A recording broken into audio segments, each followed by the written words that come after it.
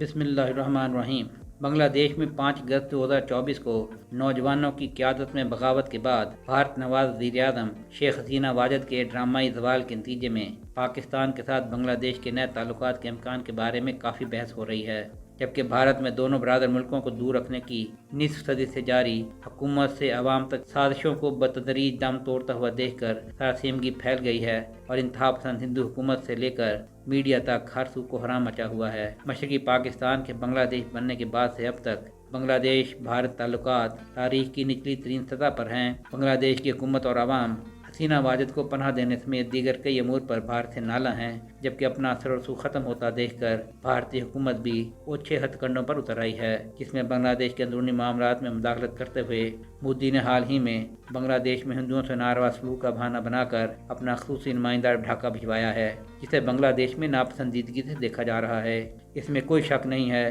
کہ پاک بنگلہ دیش تعلقات میں ملک کے دونوں حصوں 1971 میں علیحدگی سے وابستہ امور اور ان کے حوالے سے تاریخی حقائق کو مسخ کرنے کی بھارت کی پشت پناہی میں سازشوں نے متعدد پیچیدگیاں پیدا کر دی ہیں، جنہیں دور کرنے کے لیے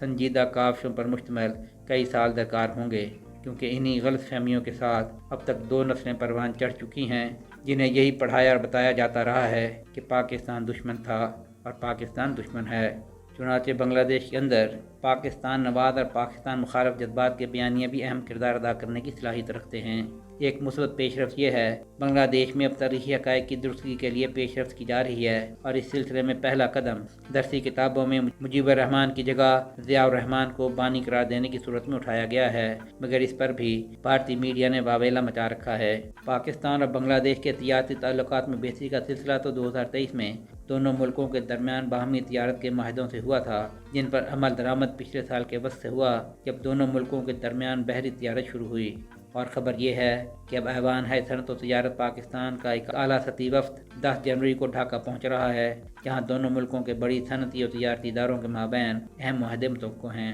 ادھر سفارتی میدان میں بھارت کی مفرور صاحب کا وزیر اعظم حسینہ واجد کو بنگلہ دیش کے حوالے نہ کرنے اور ہیلو بہانوں سے بنگلہ دیش پر دباؤ ڈالنے کی کوششوں کے تناظر میں نگران بنگلہ دیشی حکومت کے سربراہ محمد یونس اور وزیر اعظم شہباز شریف کی مختلف بین الاقوامی فورم پر پے در پے ملاقاتوں عرب اسلامی ملکوں کے وزراء خارجہ کے اجلاس میں شرکت کے لیے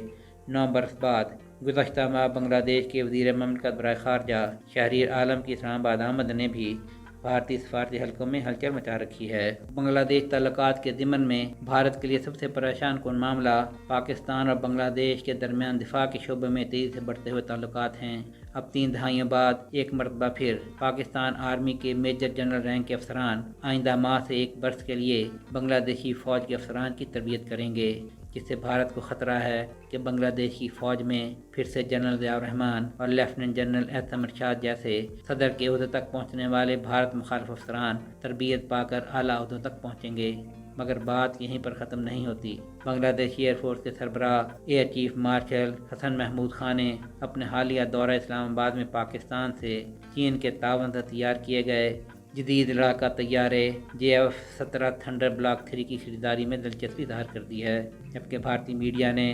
اصل شور شرابہ تو بنگلہ دیش کی جانب سے پاکستان سے محدود فاصلے تک مار کرنے والے ballistic missile Abdali missile system جو ہدف 2 کے نام سے پاک فوج کے زیر استعمال ہے کی خریداری میں دلچسپی کی اطلاع پر مچایا ہوا ہے، کیونکہ بھارتی دفاعی ماہرین نے خبردار کیا ہے کہ ابدالی میزائل سسٹم کے بنگلہ دیش کے پاس ہونے سے ہندوستان کی شمال مشرقی ریاستوں کے لیے کافی خطرہ ہے، کیونکہ اپنی محدود رینج کے باوجود یہ ٹیکٹیکل بیلسٹک میزائل شمال مشرقی ہندوستان کے تمام بڑے شہروں تک پہنچنے کی صلاحیت رکھتا ہے۔ سہیل شہریار، آئی پاک ٹی وی۔